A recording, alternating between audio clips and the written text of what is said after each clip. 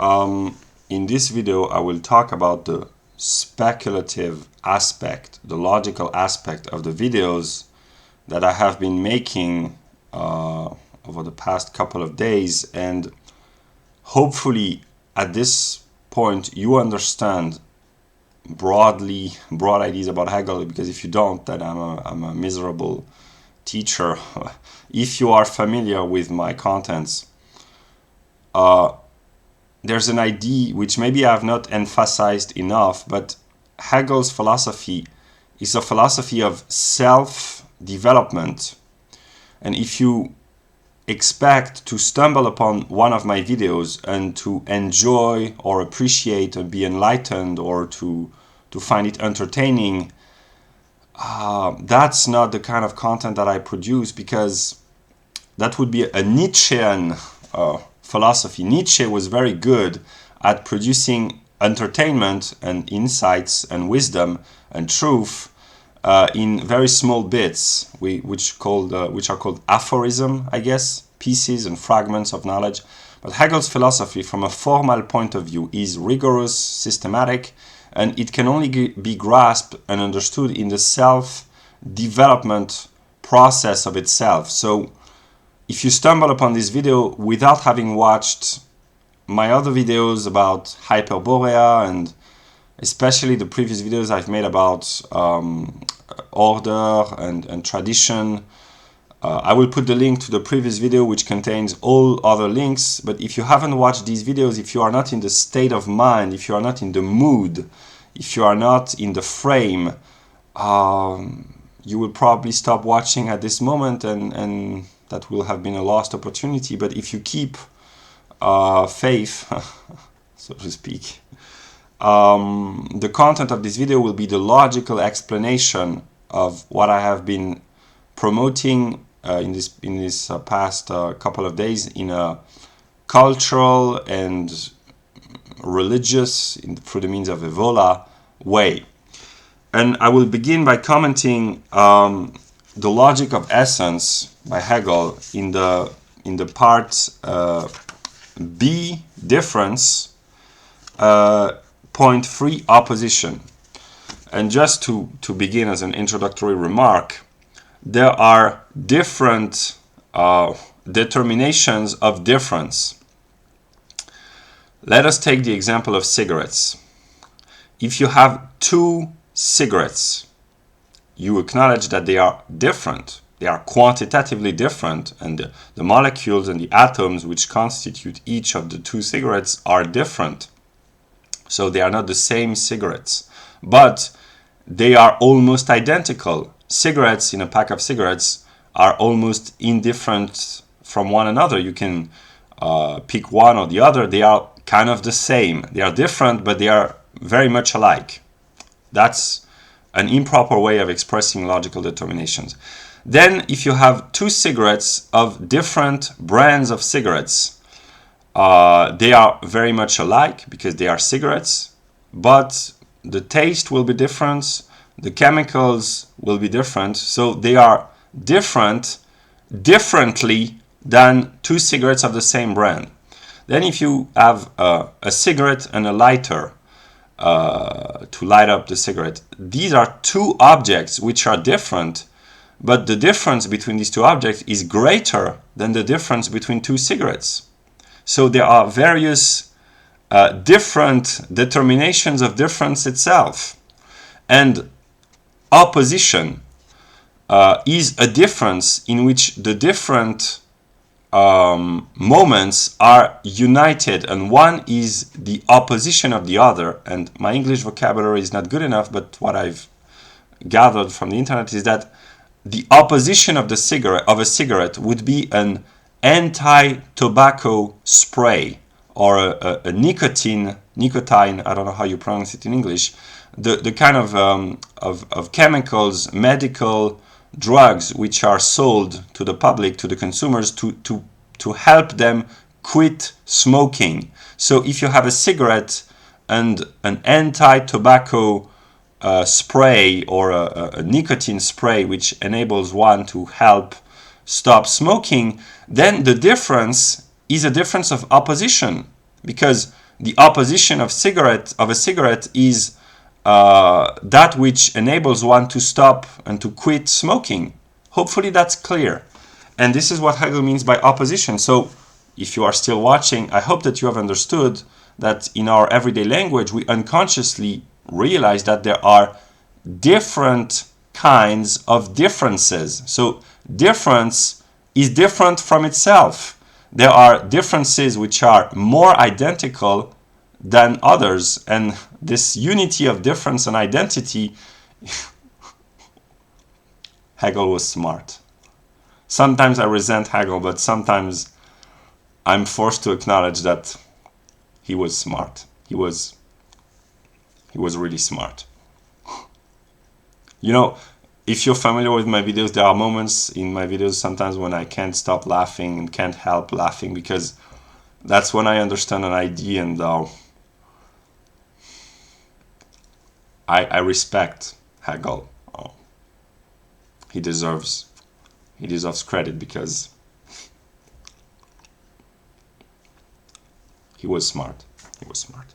I acknowledge that you can't deny that the guy was intelligent. Okay, so opposition. I read the English version of the Science of Logic, although I keep the German version with me because I want to remain faithful to the original word. In opposition, the determinate reflection difference is brought to completion.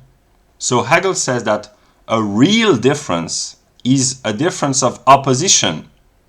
So with my illustration, a difference between two cigarettes of the same brand is not a real difference. The real difference would be a cigarette opposed to an anti-tobacco spray which enables one to quit smoking. That is real difference for Hegel, which means opposition. The self-likeness reflected into itself and containing the reference to unlikeness within it is the positive, and the unlikeness that contains within itself the reference to its non-being, to likeness, is the negative. So I don't want to talk about cigarettes. I want to talk about order and chaos, tradition and modernity, light and dark.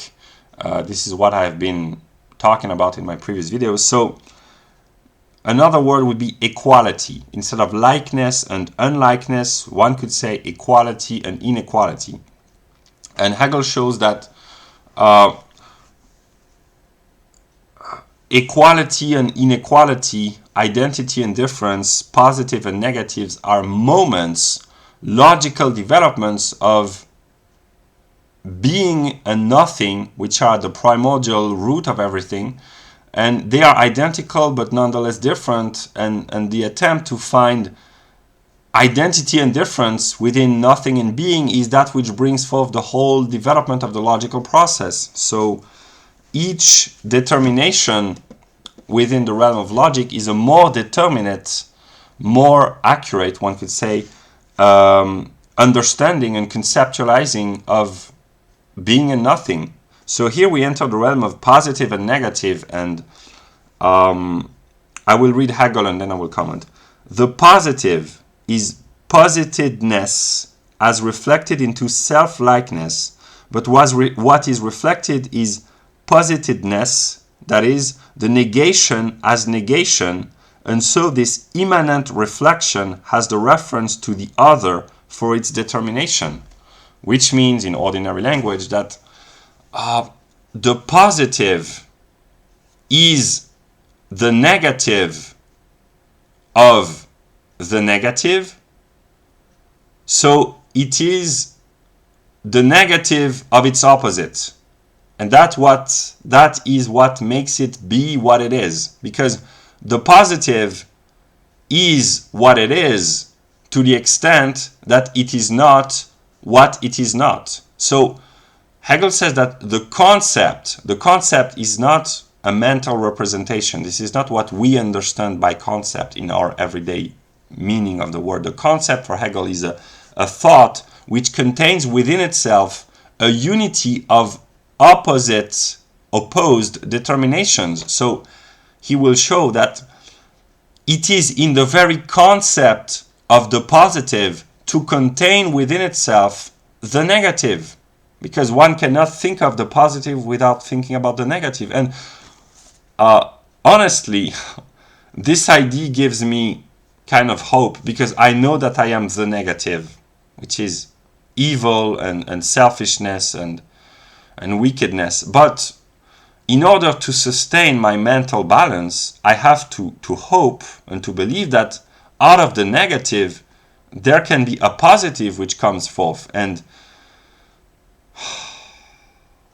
this kind of gives me joy to know that, according to Hegel, I can bring the positive into the world, because I am not just the negative, I am also the positive, hopefully. The positive and the negative are thus the sides of opposition that have become self-subsisting. So one can think of the positive as existing without the negative, and everyone wants to have positive emotions, and everyone like positive people. Oh, you are in a positive mood. And no one likes negative people. But one can think of them as self-subsistent and autonomous, but in truth, they are one. And I will put a link to a song in the description by 50 Cent, Many Men. He says that the rain and the sun, the joy and the pain, the spirit is the underground king that hasn't been crowned, the diamond in the dirt, rainy days and sunny days. So you can listen to the song if you want. It's a very good song, and 50 Cent is a profound speculative thinker. He's a Hegelian. Yeah. So I am trying to extract the speculative aspect of the opposition between order and chaos, modernity or anti-tradition and tradition, between the Kali Yuga and the Golden Age, if you will, or between the light and the dark. So I am just extracting the purely logical aspect of the oppositions which are contained in Julius Evola's Ride the Tiger. I'm just trying to make the religious and mystical content speculative and philosophical. So, yeah. Because of their self-subsistence, the opposition which they constitute is implicitly determinate.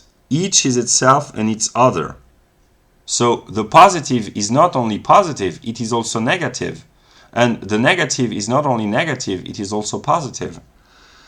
And for this reason, each has its determinateness not in another, but within.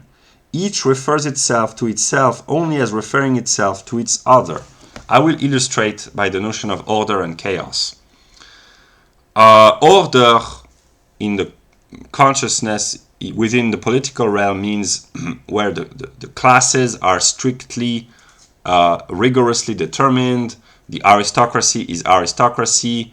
The bourgeois and the workers, the productive classes are just productive, and the Brahmins or the religious class, the class of the priests in the Indo-European tradition, they are the warriors, the priests, and the workers.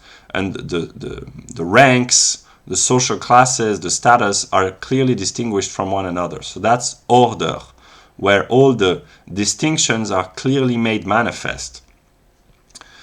But order creates, so to speak, dialectically brings forth chaos, because it brings forth the will from the lower classes to change the established order, to find a sense of belonging within the order, because the lower classes in an aristocratic, hierarchical society feel that they do not belong, so they want to overthrow the existing order, and that's where revolutionaries and rebels come from. So an ordered society contains chaos within itself, and when a society is in a state of chaos, the classes and the sexes and the genders and the ethnicities are mixed. It creates a will to order and to separate and to distinguish and to rationalize, and this is the process that we have in the West as of now with those Europeans who go on the path of the negative and who by rebelling against the chaos of modernity in the West, they bring intellectual and conceptual order without being conscious that they are themselves the agents of order in the process of ordering the chaos. And yeah, so also the highest order would be a spiritual order. But spirit is that which is identical to itself in its otherness. As the birth of spirit in a community is when the various members of the community know themselves and know one another as being one in their spiritual substance. So spirit is the abolition of distinctions, and chaos is also the abolition of distinctions. So one brings forth the other, and they are in an eternal cycle of reciprocally and self-reciprocal determination. And think about the radical right-wing groups who want to fight against what they call the chaos of modern society. They are willing to bring chaos through violent actions to bring about a new order. So chaos and order are conceptually united. Yeah, I continue. This otherness in itself, its non-being, is thus only a moment in it. But on the other hand, here positedness has become a being, an indifferent subsistence. The other of itself which each contains is therefore also the non-being of that in which it should be contained only as a moment. I underlined this passage yesterday. I will look in the. Just give me a few seconds. I will look in the German, because as of now in English I simply don't understand. This is not clear in English to me because the English translation is not necessarily very clear. Yeah, das andere seiner, das hier das enthält, so the I speak English much better than I do speak German. I don't want to criticize the translation of this book in English, but I don't understand the English version. I need to make my own translation from the German. So the positive is the other of itself, which contains the other in itself. It is therefore the non-being of itself, in which it must also contain it as a moment of itself. Each of the moments, positive and negative, is also insofar as its non-being is, and is in a identical relationship with itself. So order is order only to the extent that it is not chaos, but order is defined only in relation to chaos. And anti-tradition or modernity is modernity only to the extent that it is not tradition, so it has tradition in its very concept. So the idea that I want to defend is that tradition is not an immovable spiritual idea residing in a distant past, but that tradition, as Evola understands it, is a movement of negating itself, and in the process of self-negation, maintaining its own identity. And that's why the teachings of the expressions of modern pop culture are very traditional, very spiritual, and that tradition can be found within modern pop culture. And that's the whole purpose of cultural Hegelianism. Modern pop culture, Evola, Hegel. They all say the same thing.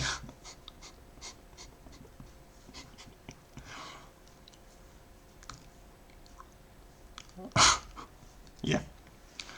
Okay. The determinations which constitute the positive and the negative consist, therefore, in that the positive and the negative are, first, absolute moments of opposition. So, an opposition is always an opposition of positive and negative. The Republicans are the negative of the Democrats, and the Democrats are the negative of the Republicans. So, the Republicans and the Democrats are both the negative and the positive of themselves. That's why a real American should think beyond Democrats and Republicans, because as long as there is opposition, the conflict is not solved. And that's what brings life to the political life in the US. Their subsistence of the positive and the negative is indivisibly one reflection. It is one mediation in which each is by virtue of the non-being of its other, hence by virtue of its other or its own non-being. So one is the other, one is itself to the extent that it is not its other. So it has the determination of itself in its other. That's very clear.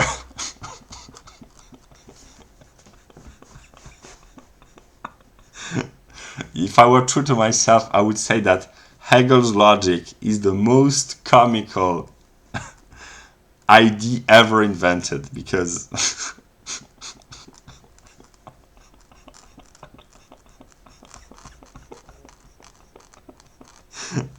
I will try to become serious again. Thus, they are simply opposites, or each is only the opposite of the other. The one is not yet the positive, and the other not yet the negative, but both are negative with respect to each other. That's what I've just been saying about the Democrats and the Republicans. And I'm sure, I'm willing to take a speculative bet. I'm not very familiar with American history in the detail of political unfolding, but I'm willing to bet that those who are considered the greatest presidents were Republicans who had a Democratic side or Democrats who had a Republican side. So they were not just Democrats or just Republicans, but they encompassed and incorporated within themselves moments or aspects of the opposite political party.